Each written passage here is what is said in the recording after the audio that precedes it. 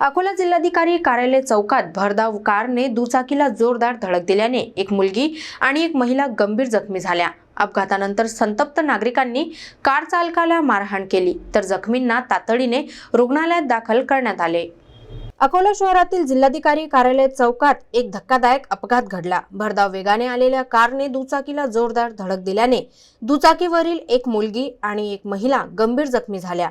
हा अपघात इतका भीषण होता की धडकेनंतर दोघी रस्त्यावर फेकल्या गेल्या आणि परिसरात एकच खळबळ उडाली। अपघातानंतर घटनास्थळी उपस्थित असलेल्या स्थानिक नागरिकांनी तात्काळ धाव घेत जखमींना मदत केली। परिस्थिती पाहून संतप्त झालेल्या नागरिकांनी कार चालकाला पकडून चांगलाच चोप दिला। काही काळ चौकात तणावाचे वातावरण निर्माण झाले होते। जखमी मुलगी आणि महिलेला स्थानिक नागरिकांच्या मदतीने तातडीने जिल्हा सामान्य रुग्णालयात दाखल करण्यात आले असून त्यांच्यावर उपचार सुरू आहेत। दोघींची प्रकृती गंभीर असल्याची प्राथमिक माहिती मिळत आहे।